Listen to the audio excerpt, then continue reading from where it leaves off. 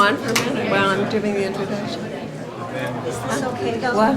Is this okay? Is that the best we do? Then it's okay. I could put the shades down. Yeah.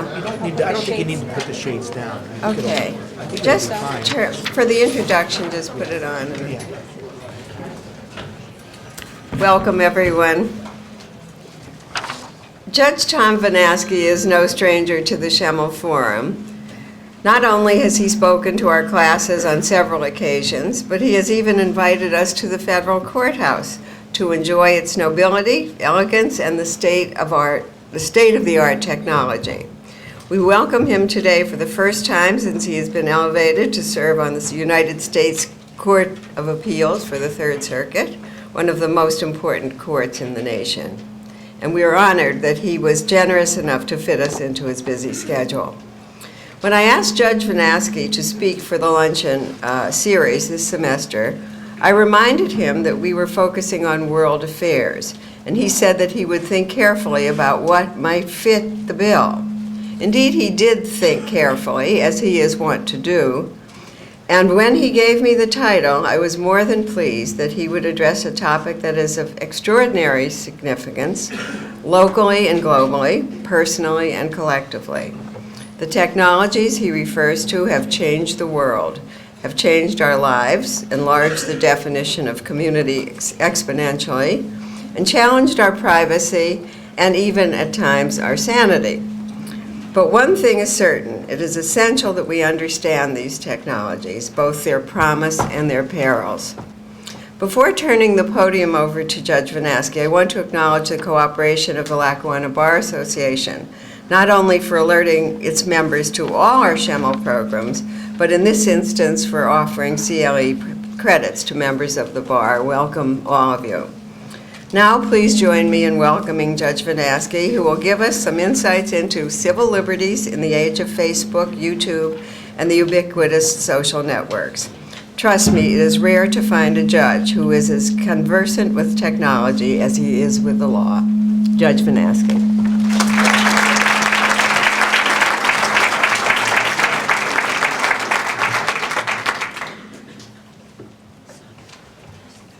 Thanks, Sandra, for that very nice introduction. Diane's going to adjust. Turn down the mic. Before she I need to turn down The microphone. Okay, that's all right. Okay.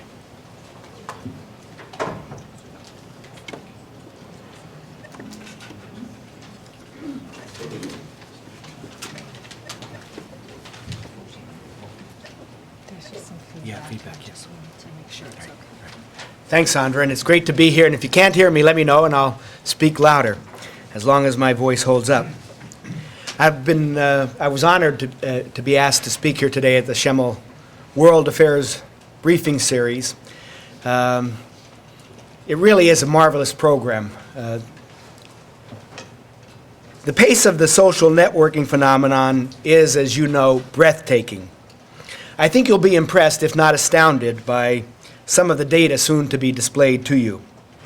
And the rapid pace with which the internet-based media permeate society makes the task of adjusting laws to adjust the profound socio-legal implications of the technological juggernaut most daunting indeed.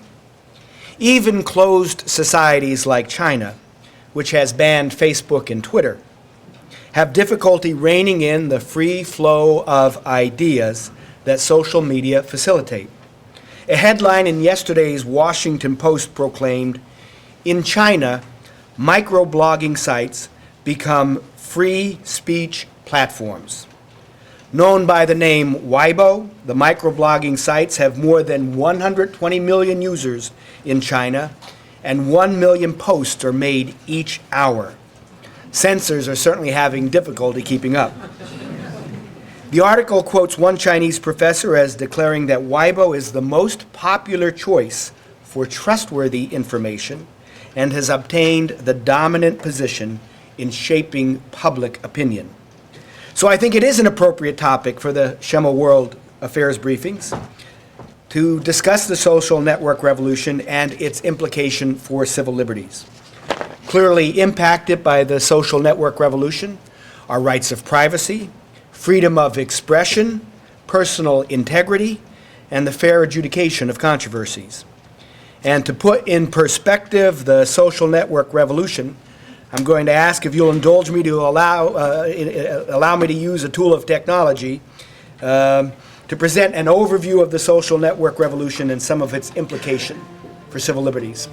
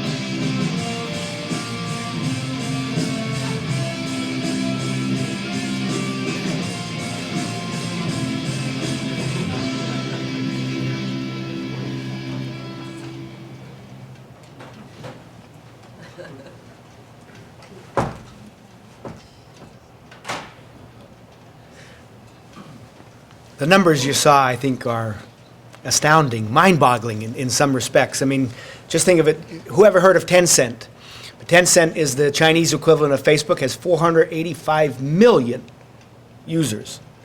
Skype, I'm a Skype user, stay in touch with my daughter in California that way. That's the most dominant site, well over 500 million users. I mean, these numbers are just amazing. And the impact that the instantaneous dissemination of deeply personal information can have can be quite devastating, as we saw earlier this year when a Rutgers student was driven to suicide by the posting of a video of personal intimacy on YouTube. As you saw on one of the slides I just showed, nobody is immune from the fair criticism that can, or unfair criticism that can occur by way of the internet. When you saw that web page devoted to the impeachment of some judges on the Middle District of Pennsylvania. Unfair criticism, to be sure, accountability lacking, but that's freedom of speech. There are indeed pernicious consequences of the social media onslaught, but there have also been positive aspects. Its facilitation of free flow of ideas and its ability to organize like-minded groups of people. We saw that in Tunisia and India, and we're seeing it elsewhere around the world. It certainly has a great ability to engage families and friends in social discourse. And just on a personal story, I put up a slide there on a site in Russia. The dominant Facebook site in Russia is known as In Contact. I can't pronounce it in Russian. Others here probably could.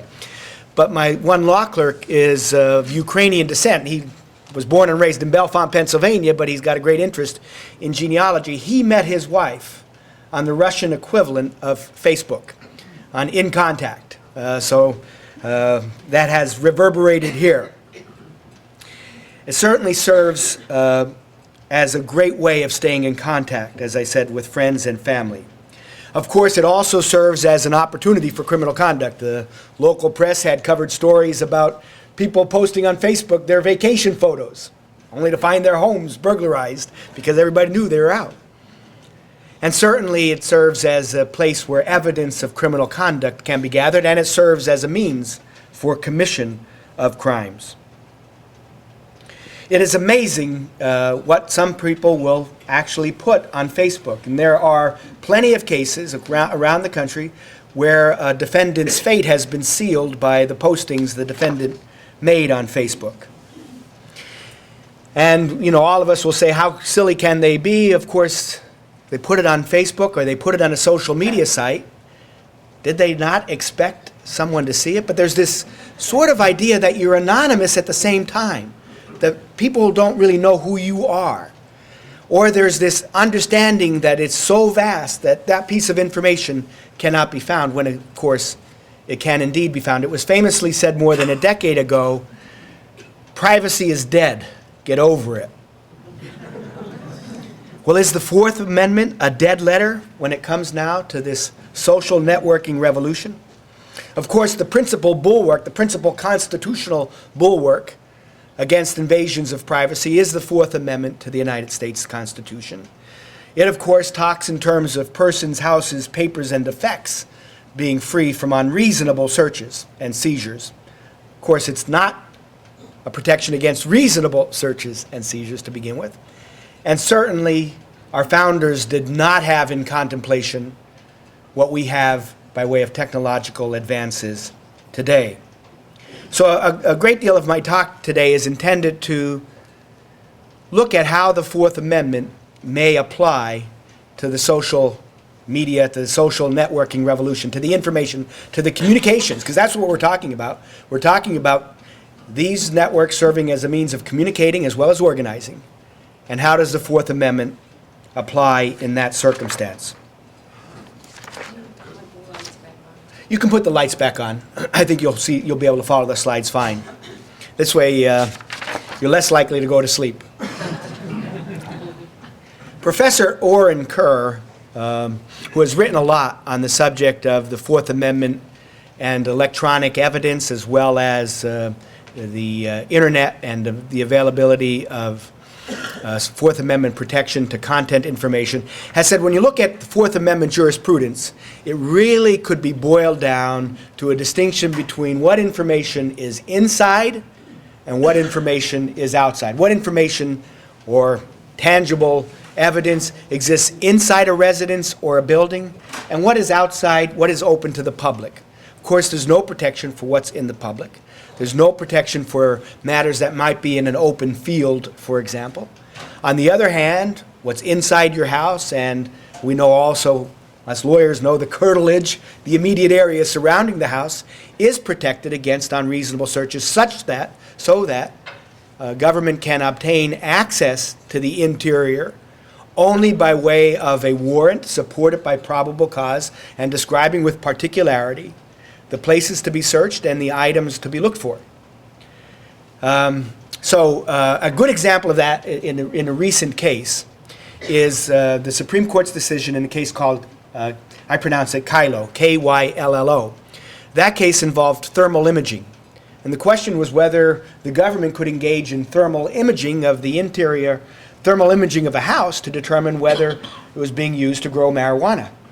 The heat lamps would be a dead giveaway. You know, the court split 5-4 on that issue of whether that was a search subject to the warrant requirement of the Fourth Amendment.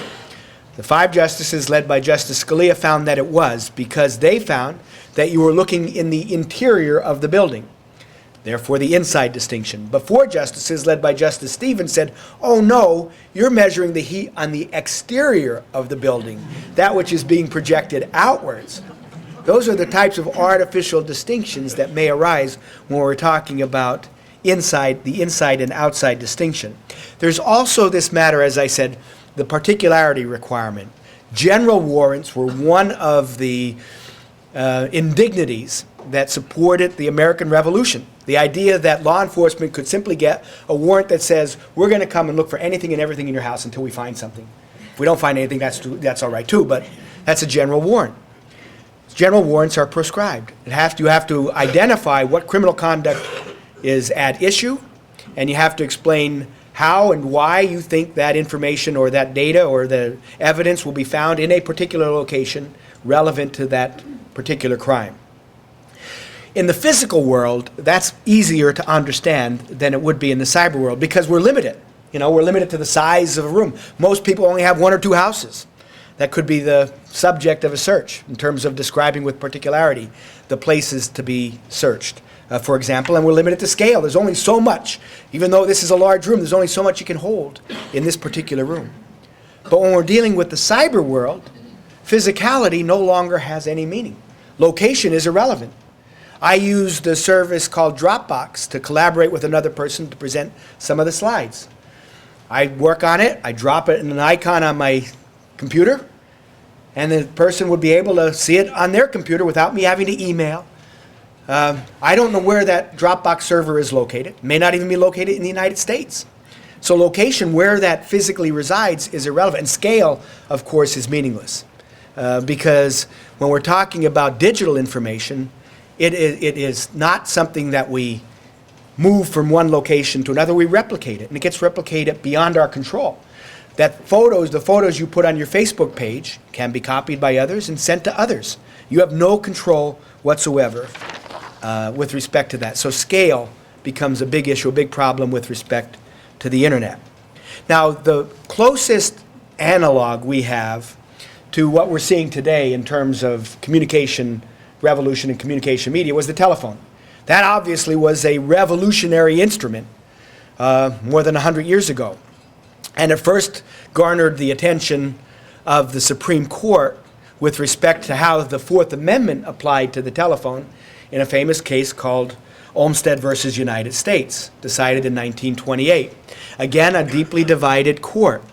But at that time, the jurisprudence of the Fourth Amendment dealt again with this inside-outside distinction and looked at whether conduct could be considered trespassery or trespass. And so Chief Justice Taft, writing for the majority, said a wiretap placed outside the residence, outside the office, was not a trespass.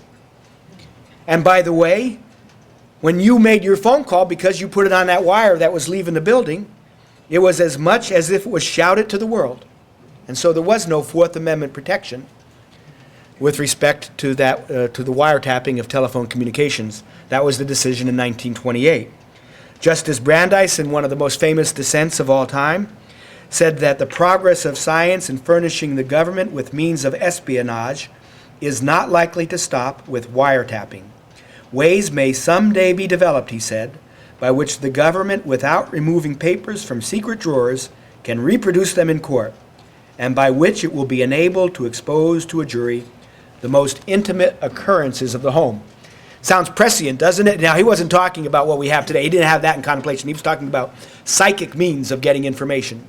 But after all, what we're talking about with information that we may post, that we may have on our computer or post on the internet, the government may obtain without us ever knowing about it. And we'll be talking about that in a second. He went on to say that can it be that the Constitution affords no protection against such invasions of individual security? And he was vindicated about 40 years later. The case you all know is Katz, but there's a case that preceded Katz called Berger versus New York. Berger versus New York dealt with a state wiretapping statute that essentially gave free rein to law enforcement. It was viewed by the Supreme Court as the equivalent of a general warrant that allowed the listening in of any and all conversations without any protection whatsoever. And so in the Berger versus New York case, the Supreme Court identified procedural and substantive safeguards that had to be in place and struck down the New York statute. It was followed several months later by Katz versus United States, which overruled Olmstead and held that, in a statement by Justice Potter Stewart, famously said, the Fourth Amendment doesn't protect places, it protects people. And found that there is this protection to telephonic communications. Katz arose in the context of a wagering investigation, a fellow using a phone booth, a public phone booth, so it was outside, right? It was outside, using a phone booth to make calls to place wagering information. The Supreme Court said the fact that it was outside didn't make a difference, that there was this belief that what you were communicating should be private. It's actually Justice John Marshall Harlan's concurring opinion that set forth the test that we all are familiar with today, the reasonable expectation of privacy. Is there a reasonable expectation of privacy? And he said, yes, there is. When we're engaged in that conversation, we think it's just between me and you and nobody else. The government in that case had said, well, wait a second. Telephone company has a right to listen in if it wants to. It has the ability to listen in. Court said neither the right nor the ability to interfere would make a difference. Just like the postman can open your mail or somebody can steal your mail. That doesn't mean that you don't have an expectation of privacy with respect to the contents of that envelope. So that brought us into the that eliminated 4 decades, at least 4 decades of the ability of the government to wiretap without obtaining a warrant. Now a warrant was definitely required. But Congress had passed law, had enacted protection before Katz that did provide protection. And then in the wake of Katz, it passed the Wiretap Act of 1968. Now I just want to spend a couple of minutes talking about the Wiretap Act of 1968 because it does have at least analogous application when you think about it to electronic communications. And I'm not talking about, a lot of our phone calls now are electronic. If any of you use a digital phone system, your phone is going over in packets of data, of zeros and ones. If you're using Skype, your information is going over in packets of data. It's not going over as we might think in terms of an analog signal. It's going over in a digital signal and can be recorded, by the way, and does get recorded somewhere along the line. I don't want to go there right now. We're talking about the Wiretap Act of 1968. And many of you in this room are familiar that it provides great procedural and substantive protection. First, though, I want to emphasize that it is concerned only with the interception of communications. That means the contemporaneous listening in or recording of a conversation as it's occurring, as opposed to, for example, getting somebody's recording machine and getting it off that. That would be different. So it only concerns with the interception of communications, and that has importance with respect to electronic communications. But there are indeed significant procedural protections associated with the Wiretap Act. First, before an assistant United States attorney, before the United States attorney for the Middle District of Pennsylvania, where we are, can obtain a wiretap warrant, it has to go to the Department of Justice in Washington, get the authorization of a high-level DOJ official. I believe it has to be a presidential appointee, but somebody at a very high level has to authorize the issuance of the wiretap. So before they can come to court, they need that authorization. I can tell you that I've been put on, when I was a district judge, I was put on notice saying we're awaiting the authorization. And we'd have to wait maybe several days before it come through, meaning that there was meaningful review occurring at that level. The application itself has to be extremely detailed. It has to be presented to a district judge. Now, that's different than a regular search warrant, which can be presented to a magistrate, a search warrant application, which can be presented to a magistrate judge. So Congress was indicating that these deserve a greater protection, and we're going to insist that an Article III judge approve wiretap applications. In our district, we decided one judge should handle all wiretap applications for consistency in result. And so it was the chief judge of the district that handled all wiretap applications. So whether they came from Williamsport, Harrisburg, or Scranton, I was handling wiretap applications when I was the chief judge. Particularity in the application itself is required. It's not unusual for those wiretap applications to be 50, 60, 70 pages long, with great detail to provide great assurance that this investigatory technique is necessary. Not only that, but they have to demonstrate that it is an investigatory technique of last resort, meaning that they've tried other investigatory techniques that have been inadequate to get the information they need, or that it would be too dangerous to employ those techniques, or that those techniques would not gather the information. So, again, a wiretap is to be something of last resort. Particularity of the court order is mandated. We have to identify the people whose conversations are going to be listened into. We have to provide that there will be minimization. It's called minimization of conversations, meaning that if something is not relevant to the particular crime under investigation, they're not to listen any further. They're to drop the call, essentially. Minimization is an extremely important aspect of protecting the things that are most important in our lives. They have to relate the conversations to the crime under investigation, and not every crime criminal conduct supports a wiretap application. Congress has specified the criminal conduct for which a wiretap application may be sought and for which a warrant may be issued. So there are limits, substantive limits on wiretap applications. There are time limits imposed. A wiretap is to be in place for no longer than necessary to achieve its objectives, or 30 days, whichever is longer. So if they achieve their objective early on, there's to take the tap down. Doesn't happen that way, I'll tell you, but that's the objective. But it does expire after 30 days unless they go back to the judge, the issuing judge, and get an extension of the wiretap application. So there are these time limits. In addition, the investigating officers must make periodic reports. We call them 10-day reports. Sometimes they're weekly reports to the issuing judge, who can monitor the progress of the wiretap. And then the issuing judge and the Department of Justice have to submit annual reports to the Administrative Office of the U.S. Courts of all wiretap applications. And then those reports are assembled at the Administrative Office and given to Congress. So Congress has legislative oversight to make sure that the wiretap process is not being abused. And then there are also limitations. Now let's say there's somebody investigating gambling in the area, and they're listening to a conversation and it's clear they're talking about drug dealing. Now that's not a reason for which the wiretap application was made, not covered by the warrant itself. There are limitations on the ability to use that information. It may be disseminated to other law enforcement officers. That can be done. But it cannot be used in court, cannot be used as evidence unless a judge specifically authorizes it. So there's that type of protection that's also provided under the legislation that goes back to 1968. Now, thus far, what I've been talking about is the content of communications.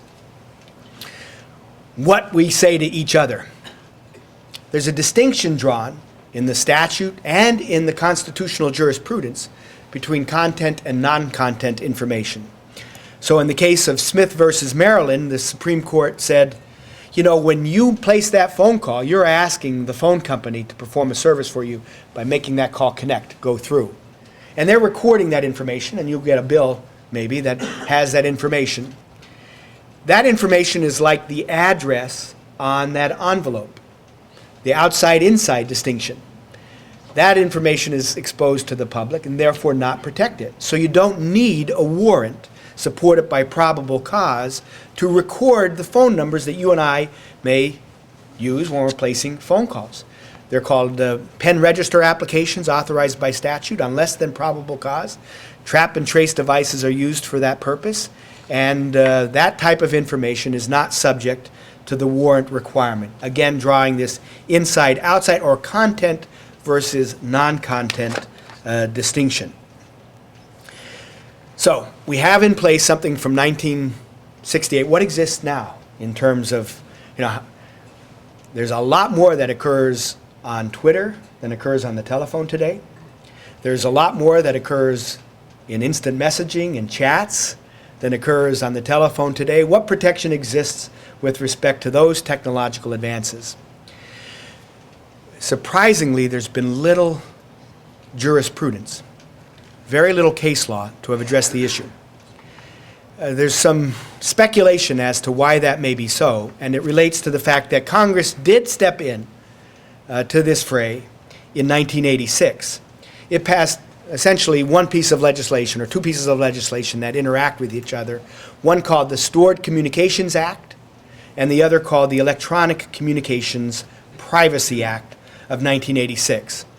The Electronic Communications Privacy Act of 1986 essentially extended the wiretap protections to electronic communications. But bear in mind, we're talking about the interception of an electronic communication. It means it has to be as it's being transmitted. That's a very difficult thing to accomplish, number one. Has very limited application because excluded from the definition of electronic communications are oral communications. So we're not talking about using Skype to place a phone call, for example, and it being a digital or an electronic communication. So it has very limited application. The Wiretap Act has very limited application. I'll talk about that in a second. But the legislation, of course, was geared to the technology in place at that time. And at that time, hard to imagine this, 25 years ago it is though, there was very little in the way of electronic communication. Email was occurring 25 years ago, but not on the scale that it exists today. And certainly there were no social networking sites. The internet did not exist as it presently does. Those of you who may recall using the internet way back then would recognize it as very crude, very slow-moving, and very little you could do with it. It was a repository for some information, but didn't have these powerful search engines that exist today that can pull up data just like that, or information just like that. Anyway, what existed at that time were a lot of mainframe computers where people might store information, hence the concern with stored communications. And what also existed at that time was a growing electronic communications industry, the use of email. So that was growing. And so Congress said we're going to distinguish between an electronic communication service and a remote computing service. And what we're going to say in this statute is that we're going to provide protection. We're going to provide protection in this way. It said that no electronic communication service or remote computing service may disclose any electronic communication without the consent of the subscriber. So it provided protection to you and I that you're involved in a lawsuit and you subpoena that email provider, that internet service provider. They're going to say we can't honor that subpoena. Sorry, we have the statute that says this doesn't allow it. So at one hand, they did provide protection, and maybe that's some reason why we haven't seen much in the way of constitutional jurisprudence. But they also provided for a number of exceptions for law enforcement. First, I wanted to explain that a remote computing service was defined by the statute to mean the provision to the public of computer storage or processing services by means of an electronic communication system. So that was the mainframe. You had a means of communicating with it, and that's where you stored your information. We're coming back to that today with cloud computing, by the way, when you think about it. I mentioned Dropbox.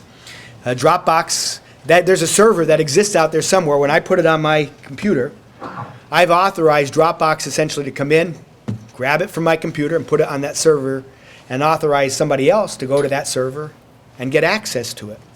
So we're back in that kind of error. But that's what remote computing service was intended to deal with. An electronic communication service meant any service which provides to users thereof the ability to send or receive wire or electronic communications. Your typical email provider. And that's what that was intended, I think, to deal with at its inception. Now, there's a lengthy definition of electronic communication, but basically anything that's communicated digitally is an electronic communication with several exceptions. No need for me to get into that at this point in time. The thing about the statute is it provided greater protection for data held by an electronic communication service than a remote computing service. Essentially what Congress said is that anything held in electronic storage by an electronic communication service for 180 days or less could not be obtained by the government without notice to the subscriber except by way of a warrant. Now, they didn't require the wiretapping warrant with all those procedural protections. Just a regular old warrant would do. But they can obtain that information on a warrant for items held, and this becomes a big issue. What is an electronic communication held in storage? And we'll talk about that in a second. But there is lesser protection for electronic communication held by an ECS, I'll use some abbreviations here, for more than 180 days. Lesser protection provided. And anything held by a remote computing service, this has implications for social network, anything held by a remote computing service, that can be obtained in a couple of ways. Yes, you could obtain a warrant, but you don't need to, because you can do it by subpoena with notice to the subscriber. But by the way, you can obtain a deferral of the notification requirement by going and getting a judge to agree that the notice would, for example, pose a danger to persons or would interfere with the investigation, substantially interfere with the investigation. Not a high hurdle to meet in my estimation. And you can obtain deferral of notification for up to 180 days. So you can use a grand jury subpoena, for example, or an administrative subpoena. You also can go to the court and or to a magistrate judge and get an order that allows you to obtain that information. But you don't need to show probable cause. All you need to show is specific and articulable facts that there are reasonable grounds to believe that the contents of a wire or electronic communication are relevant and material to an ongoing criminal investigation. That's the language of the statute. Specific and articulable facts. Now, I will tell you that's the same test that's applied for what we call a Terry stop. That is, a law enforcement officer sees some suspicious activity that would suggest criminal conduct occurring, can stop a person on the street, can pull over a vehicle, and inquire further. That's all that's required for this court order to obtain the information. And that's for information, all kinds of information, all electronic, I shouldn't say all kinds of information, all electronic communications, things that fit that broad definition, held by a remote computing service. Now, there are a couple of other provisions of the Stored Communications Act that come into play here. Upon request of a government official, a provider, an ECS or an RCS, can be required to store data, store electronic communications for a period of up to 180 days, again, without notice to the subscriber. That'll come into play in the one case I'm going to talk about here in a minute. But they can go in and ask for the storage of that information. So those are some of the pertinent provisions of the Stored Communications Act and the ECPA. There's lesser protection. Now, I've been talking for the most part about electronic communications. Non-content information gets even less protection. By non-content information, I would mean the subscriber's name, address, telephone number, internet protocol address for their computer, IP address for their computer. That type of information is not subject to any heightened protection. And the government may also require, as I indicate here, an electronic communication service or an RCS, a remote computing service, to make backup copies without notice to the subscriber. So, the statute has existed on the books for 25 years. And it's only within the last 4 months that I'm aware of a Court of Appeals decision addressing the constitutionality of this legislation. The case arose out of the Sixth Circuit, and specifically in Ohio. The case name is United States versus Warshak. It's a criminal case. It was decided by the Court of Appeals on December 14 of 2010. This case arose out of the operation of a company who had distributed a number of substances, but one of the substances it distributed was Enzyte, a supplement to enhance male sexual performance. The company had engaged in an aggressive advertising campaign. It engaged in some fraudulent accounting practices. One of the things it did with its advertising campaign is it used an advanced shipment program where you were obligated to receive shipments and then you could reject them, but it was a way of charging credit cards, and then credit cards would be, there'd be chargebacks against it, and it was defrauding its banks, and ultimately it all toppled on itself. I thought I would just show you what I meant by some of the aggressive advertising campaigns here for a little interlude. This is the Smile and Bob commercial. It's going to be hard to see, I guess. Looks like Bob is finally taking that big vacation. While many of us dread the hassle, Bob takes it all in stride. That's because Bob made a follow inside about natural male enhancement. Now, with a suitcase full of confidence and the approval there for security, it looks like Bob is finally headed to paradise. So that was the factual background of this case. But what happened in the case, the government had used thousands, or government obtained access, I'm not sure how many they used, but the government obtained access to thousands of emails. So it's not a social networking case, but it has application to the social networking phenomenon. And I wanted to explain how they obtained access to those thousands of emails of the president, founder of the company, Mr. Warshak. First, in October of 2004, the government went to his email service provider, called Nuvox, to preserve prospectively his emails. Now, the statute, you remember I said, Section 2703F, authorized government to request storage of files. And I'll tell you, Department of Justice manual said this means files in existence. But the U.S. Attorney's Office in this case said, well, we don't necessarily have to follow that guidance. And they go to Nuvox and they say, start storing any email after this date. Sounds like interception to me. Really does sound like interception to me. So Nuvox complies. In January of 2005, the government uses a subpoena to obtain all these emails that had been stored for the last few months. Subpoena without notice because they obtained a judge's approval or magistrate judge's approval to delay notification. So now they've gathered all this evidence. They go back in May of 2005 and they get a court order under Section 2703D on specific and articulable facts, less than probable cause, without notice again to the subscriber, and obtain additional emails. And again, it's any and all emails, by the way. They ultimately have 27,000 emails that were produced, all without notice. Notification wasn't provided to the defendant until May of 2006, about 18 months after they made their first request to preserve information. So that was the factual context in which the court had to address the Fourth Amendment implications of what the government did. Now, the government claimed that what it did was authorized by the Stored Communications Act, which says you can get this information by way of subpoena or a court order on specific and articulable facts. And so the question was, does the Fourth Amendment apply here? The Sixth Circuit went through the reasonable expectation of privacy analysis. It resorted to Justice Harlan's famous concurring opinion and said, is there a reasonable expectation of privacy in emails? And the court said, you know, look at what kinds of things get communicated in emails. You know, the most personal, intimate things get disclosed there. You're not airing your dirty laundry in the public, you don't think you're airing your dirty laundry in the public when you're writing an email.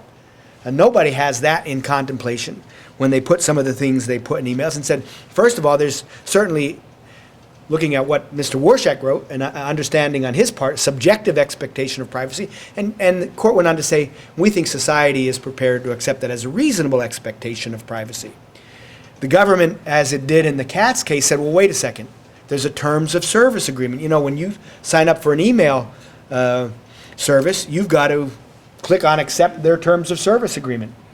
And Nuvox retained the right to access the emails. So what kind of expectation of privacy can there be if Nuvox has the right to access the emails? The court said, well, Katz disposed of that argument. The Sixth Circuit said, Katz said the fact that the phone company has access doesn't mean you lost your expectation of privacy. And the fact that it's technologically feasible not only for Nuvox but others to hack into and obtain those emails doesn't defeat the expectation of privacy. So the court said, we find there to be a reasonable expectation of privacy with respect to these electronic communications. And the court then goes on to hold that the government violated the Fourth Amendment by use of the subpoena and the 2703D order. And it also found that to the extent that the Stored Communications Act authorized the government to proceed in the manner it did, that it was unconstitutional. So that's the first statute of which I'm aware that has declared the statute unconstitutional. Now, did that mean that the conviction was set aside? He was convicted. This all occurred after he was convicted. He sought suppression before trial, lost, was convicted, sentenced to a long term in prison, I think 25 years or something like that. The government argued that it should not result in overturning the conviction, and the Sixth Circuit agreed. Sixth Circuit said, while the Fourth Amendment was violated, something called the good faith doctrine, that if a law enforcement officer relies in good faith on authorization he or she believes she existed or did exist, then suppression is not the appropriate remedy. Suppression of the evidence is not the appropriate remedy. And they said law enforcement reasonably relied on the Stored Communications Act. Nobody had previously declared it unconstitutional. And therefore, the evidence was properly admitted, should not have been excluded. Now, there are several aspects of the holding on the good faith matter that I wanted to say are troubling. First, as I indicated, the statute has a notification requirement. If you use a subpoena, you can defer notice, and the government did obtain a deferral of notice for 90 days, but they didn't go back to court after 90 days and get it extended. And they didn't give notification until a year and a half later, or maybe a year and 4 months later. They simply did not comply with the notification requirements. Court said that's irrelevant because didn't have anything. Notification had nothing to do with how they obtained the information. They relied on different provisions. The court was also confronted with the question about the prospective preservation of emails, and was confronted with the evidence that the U.S. attorneys, the DOJ manual said it's not to be used to essentially record communications or to preserve prospective communications. And again, the court said that doesn't matter because, again, it had nothing to do with how they obtained the information. They relied on other provisions. And the final issue, and one I alluded to earlier, was this whole business about whether information is electronic storage, because the government argued none of this is relevant. The Stored Communications Act doesn't apply because once you open your email, it's no longer in electronic storage. The fact they can obtain it from the electronic communication service provider is irrelevant. They say it's not in storage because it's been accessed. I'm not sure of the basis for that argument. I can tell you from a civil perspective, and a lot of attorneys here who practice civilly know that the federal rules of civil procedure deal with something called electronically stored information, and basically anything that's digitally created is stored electronically and can be obtained. So this is a difficult distinction to draw, but one which the court did not address, saying it was confident that the magistrate judge who issued the 2703D order understood the distinction and acted properly, and they, in good faith, relied on the magistrate judge's resolution of that particular issue. So what does this have to do with the social network? Well, and communications. First, we're all talking about electronic communication. If you're a Facebook user, I don't know how many Facebook users you have here, or MySpace or Friendster or LinkedIn. I put LinkedIn up there because that's a site that many professionals use and business persons use. If you're a user of that site, you've agreed to a terms of service agreement. That can affect whether you have a reasonable expectation of privacy. The Sixth Circuit said if there's a right to audit, monitor, and access, that might be sufficient to say there's no reasonable expectation of privacy. So terms of service agreement for these social network sites may be important in terms of, even though you may have limited who can see your information, the terms of service agreement may defeat a reasonable expectation of privacy. The other aspect of it is, who do you allow to see your information? Now, I have to confess that I did not have a Facebook page until I came up with this topic for this talk, and I figured I better get a Facebook page. So I do have a Facebook page. If there are anybody here who's friended me, I have not accepted your request. Please don't take offense. I'm scared. I'm scared of the implications of accepting somebody as a friend. So I have, I think, maybe only my wife and a couple of others who are been accepted as friends on my Facebook page. But you have the right, a limited right, to control some of the information. Facebook, anything your profile, your username, your profile would include your gender, I believe your age, may include your marital status, would include a photo if you've put a photo up. All of that is available to everyone, the entire world. You don't have any control over that. It wouldn't be a network, a social network, if you didn't allow that to happen. But there's other information that you can control after that. And so there are three options, as I understand it, three settings. Everyone, so whatever you post, anybody can see. You know, you live in a glass house, that's fine. Life's an open book. Second is friends of friends. So your friends and friends of your friends can see your information. And then the final setting is friends only. I selected friends only. Still have about 15, 16 pending friends requests that I've not accepted. That can have implications, obviously, in terms of a reasonable expectation of privacy. If I were to take photographs from my swearing-in ceremony, which the Bar Association so graciously hosted the affair afterwards, and thanks again to Jerry Cameron and the Lackawanna Bar Association. If I were to send photographs of me and Jerry out to all my friends and I sent it through the Postal Service would know I'm communicating with these people, but they would not know what I'm communicating or that I'm sending these photos. Now, why should it be any different if I post those photos on my Facebook site and I've limited the distribution of those? Should there be a difference? That's where the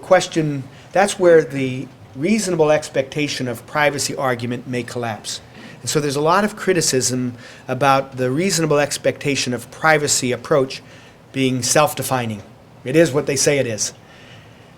Professor Kerr argues that the distinction should not be based upon whether you have a reasonable expectation of privacy, but the distinction should be between content and non-content information.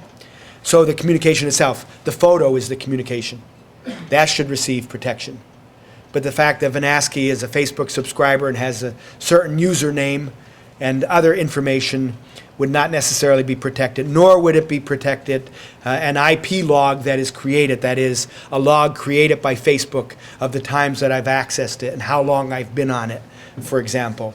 That may not be protected under his distinction between content and non-content information. He finds content surveillance may be related to personal thoughts, non-content would not. So he goes back to this analogy to the postal and telephone jurisprudence. And what's on the outside is available, what's interior, what's the content is not.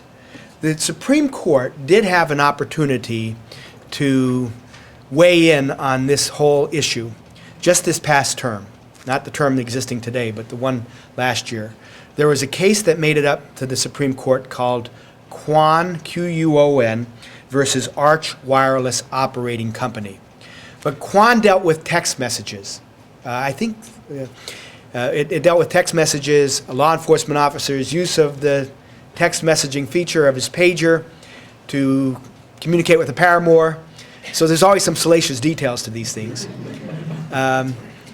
But the Supreme Court was confronted with the question of whether he had a reasonable expectation of privacy with respect to his text messages. And the Supreme Court said, we're not going to decide that. There's too many implications to weigh in, too many implications of changing technology to reach a hard and fast rule. Because we find we can decide this on much narrower grounds. There are many exceptions to the warrant requirement.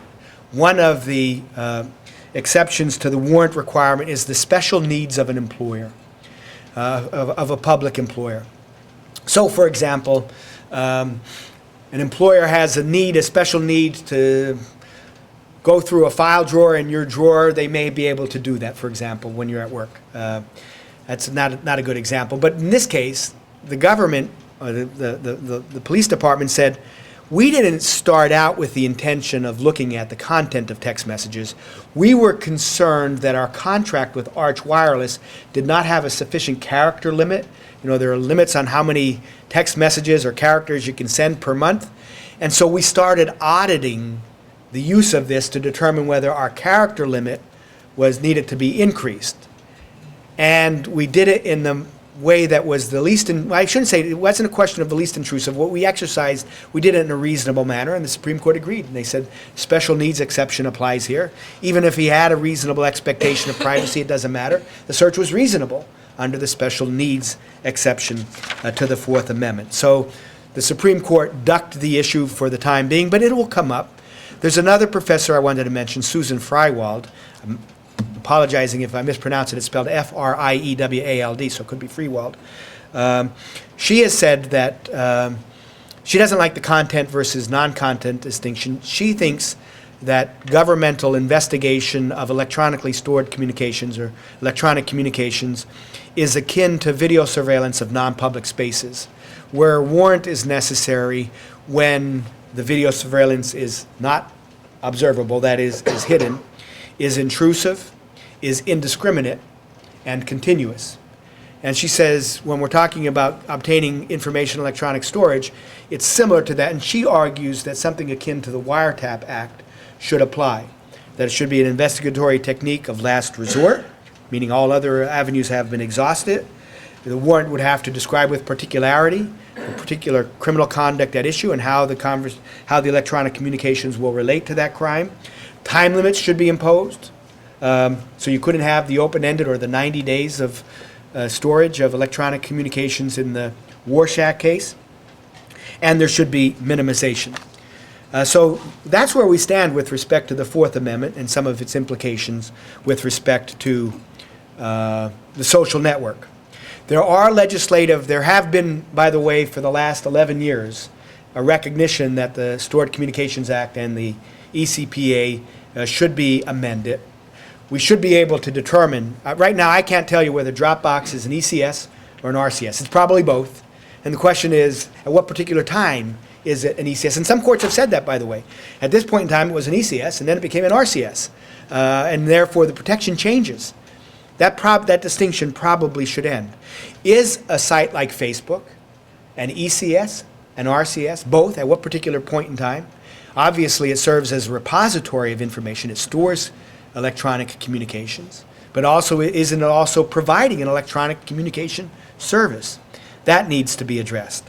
Does opening an email destroy its character, its stored character? That issue needs to be addressed. Is a cloud computing service like Dropbox an ECS or an RCS? There's something called the Digital Due Process Coalition that includes Facebook and other of these large providers that essentially would like to see a warrant requirement imposed before they're required to provide any information. Recently, there's been some talk about a privacy Bill of Rights. In the United States, we have no single law governing privacy of our data. The elements that the Privacy Bill of Rights would cover would be transparency, so you know what information is being shared with whom. Limitations on the use of your data. I'm not talking about governmental use of data. Now I'm talking about private use of data, Google and others who use your data. And accountability with respect to the misuse of that data. Those would be the elements of any Privacy Bill of Rights. There's greater protection provided by the European Union. They have a data protection directive that's very vigorous in its protection of data. You'll see some service providers host their servers in foreign countries that provide greater privacy protection and advertise that to their subscribers, saying you'll get greater protection of your data if you use our service because we're located in the Netherlands, for example. So the European Data Protection Directive has these aspects to it. It limits the purposes for which the data may be used. It requires informed consent before your personal data may be used.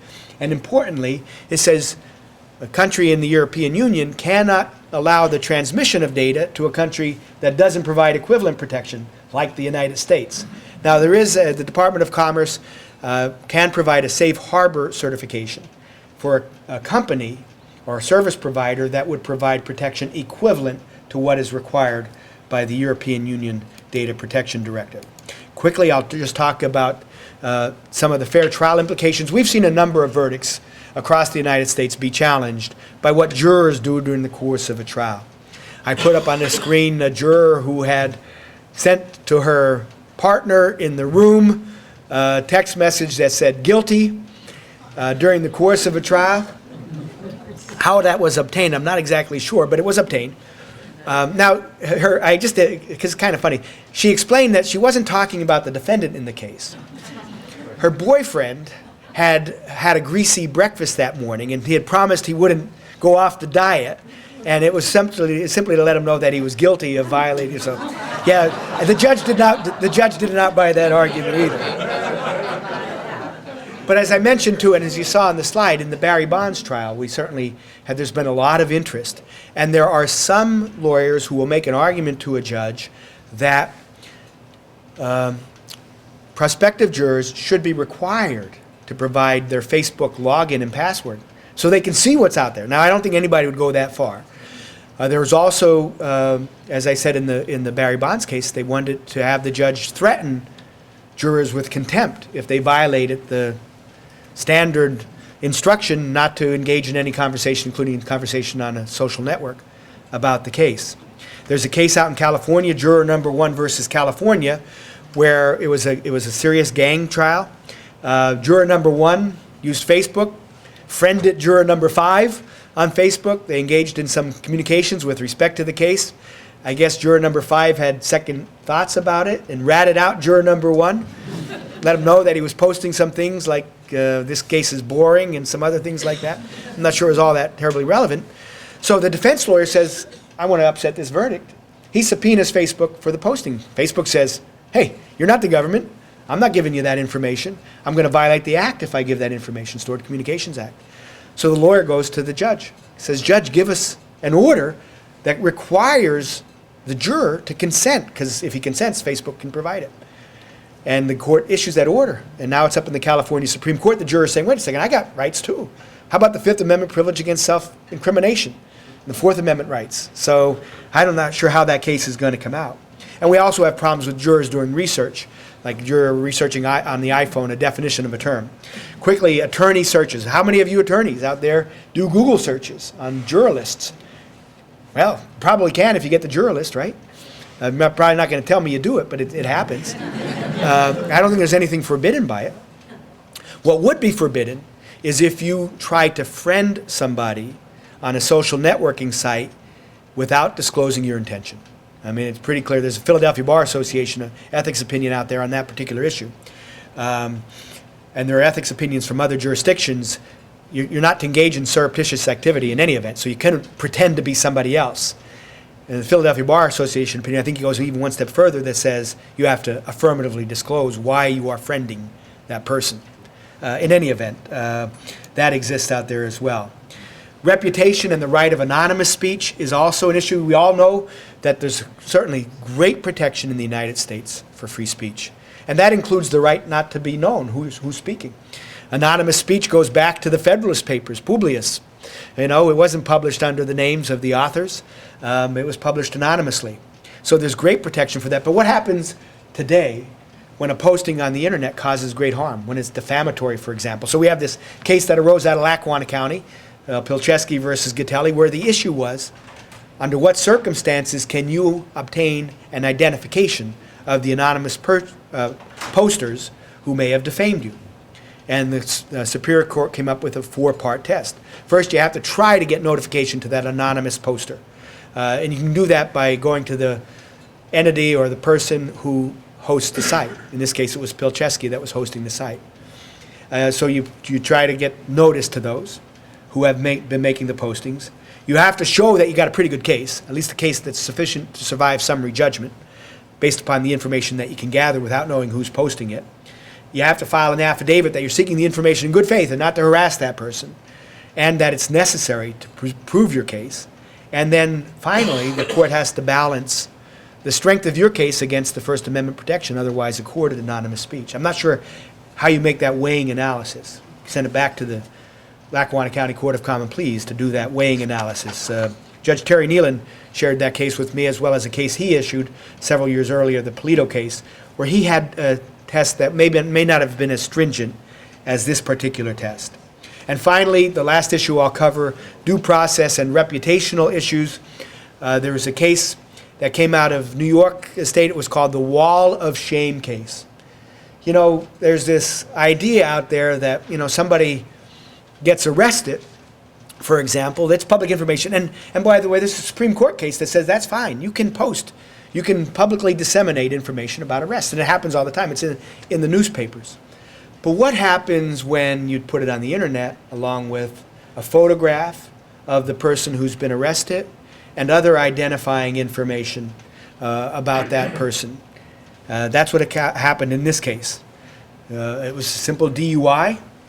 They posted the name, arrest picture, and identifying information on the county website, embedded it in a press release. And so the court was confronted with a claim that the plaintiff had been so harmed by this posting, she had been publicly humiliated, she could lose employment, she was getting telephone calls and emails that were of a nasty nature, and she wanted recourse. The New York court had to deal with Paul versus Davis, the case that said simply putting truthful information of an arrest out there, or even stigmatizing or causing some public stigma to a person isn't enough to allow recovery. Does not violate due process. That's what we're talking about, a due process interest. You need something more, stigma plus. An interference with an employment prospective may be stigma plus. And the court in this case said, we agree.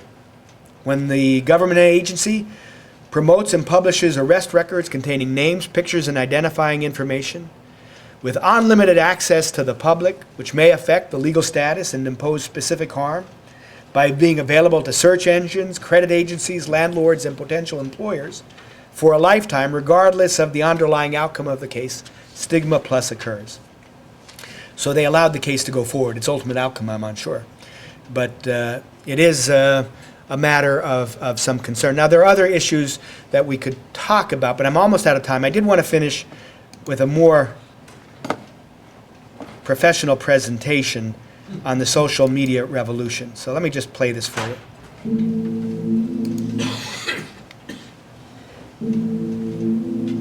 It contains some additional facts I didn't cover.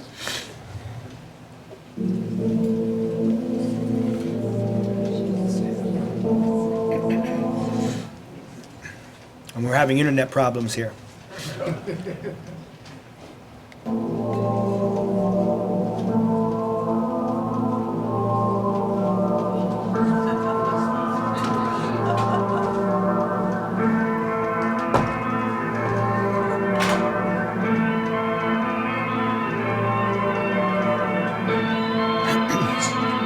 That's an interesting one.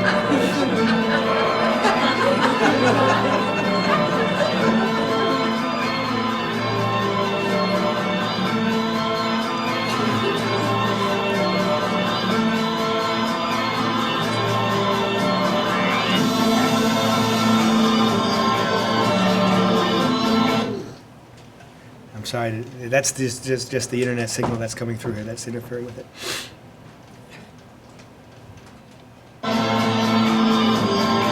That's the packet of data that gets interrupted.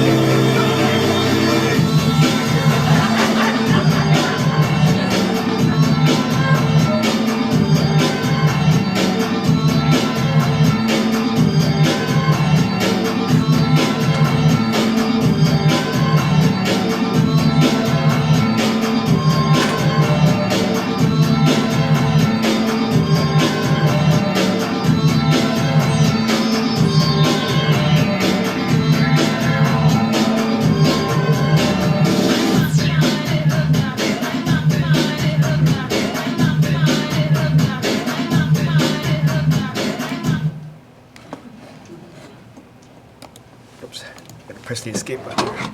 Well, that's the end of my presentation, in any event.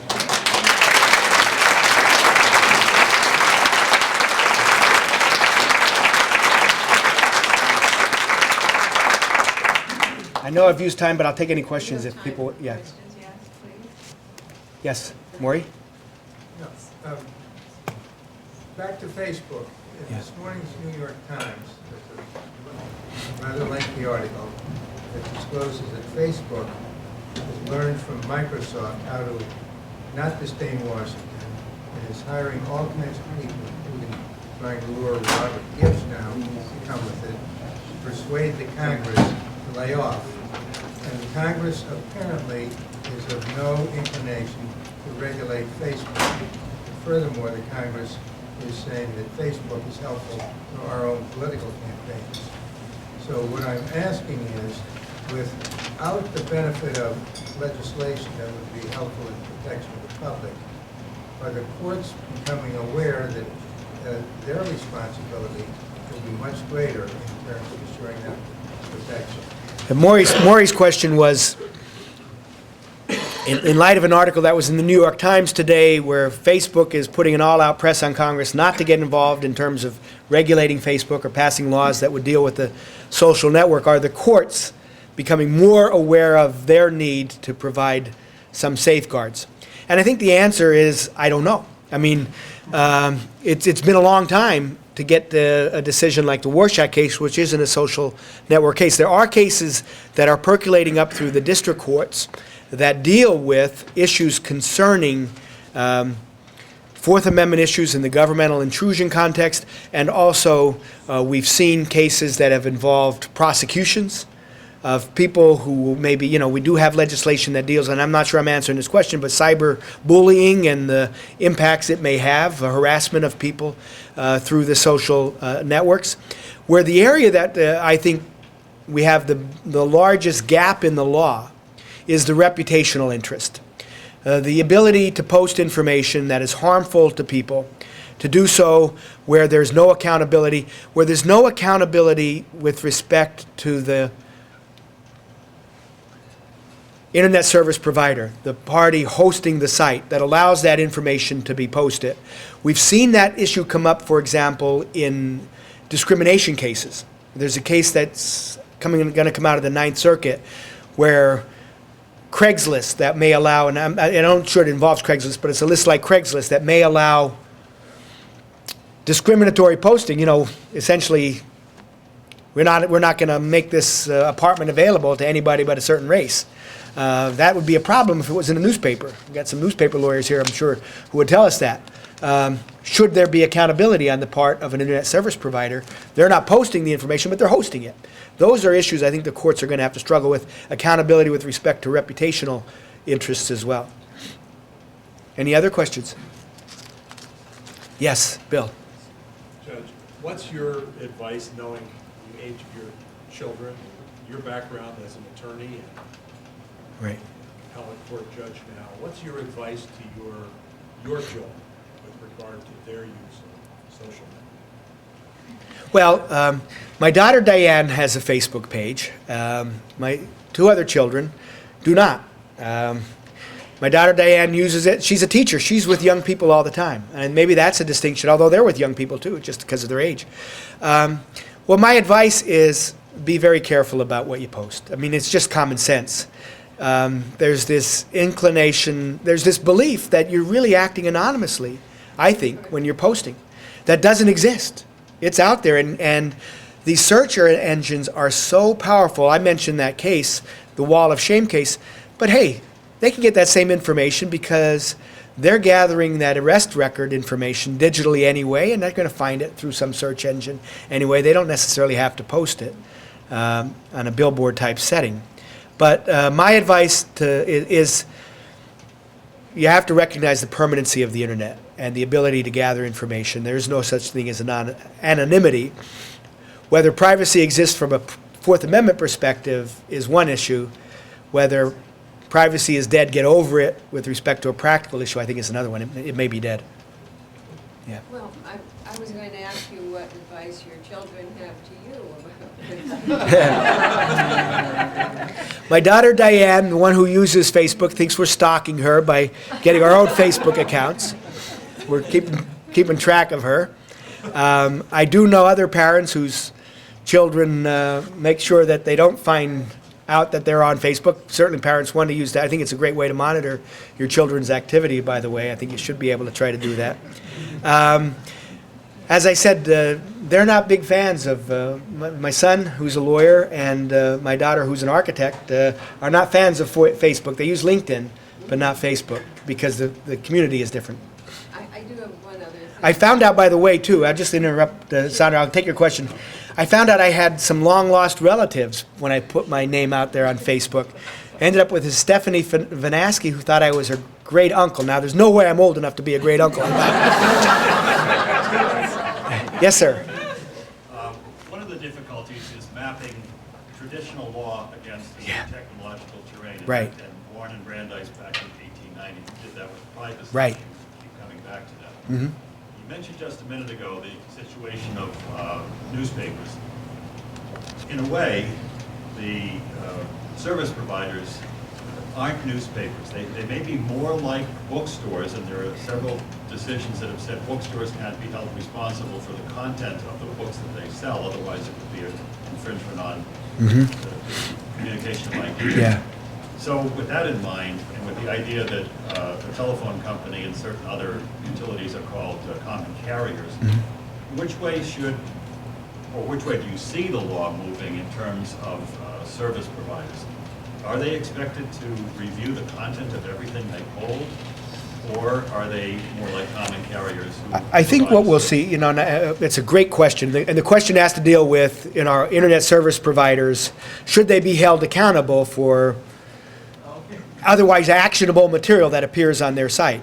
I think the answer would lie in what do they do when they're told that it exists? Do they have a responsibility at that point in time to take some action, like the Craigslist learning of that discriminatory posting? Should it take it down, for example? I think that's where the courts are going to wrestle with the question. I don't think it will be with respect to the initial posting of the information, but what is their response in reaction to that? Although I would say that while in that respect the internet service provider may be more akin to a bookstore than a newspaper, a site that hosts a blog may be different than a bookstore, where they're encouraging people to post information and they should be monitoring its content. The real question is, do they have an obligation to monitor? I don't think they should have an obligation to monitor when they're a large site like Craigslist, but when you have a blog that's devoted to a particular issue and you're hosting the blog, you might have. All right. And Sandra, did you have one more question? I just was a comment. You said that these people think they're anonymous. I wonder, do they really think they're anonymous, or don't they care about anonymity anymore? Right. I think maybe you've hit the nail on the head. I think they've recognized that there is no such thing as privacy, but it's just amazing what they put out there.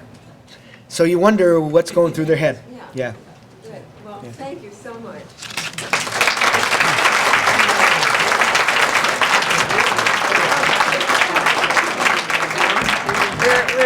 We're deeply indebted to Judge Vanaski for this enlightenment. It's still mysterious, but we know a little bit more about it than we did. I want to remind you that our next two sessions will be equally relevant to our times. They'll both be hitting on the subject of the month, at least, the Middle East. And Stephen Kinzer, who's written a book called Reset, which came before the occurrences of, it came out about a year ago. We have it in our bookstore. It's a short but very revealing book. It's called Reset. You may want to pick it up. He will be signing books after his talk, and that's on April 5th, a week from today. And on April 12th, we have the former Israeli ambassador to the United States, Itamar Rabinovich, a very distinguished political scientist, Israel's chief negotiator with Syria for quite a while, and you won't want to miss him either, so please come back.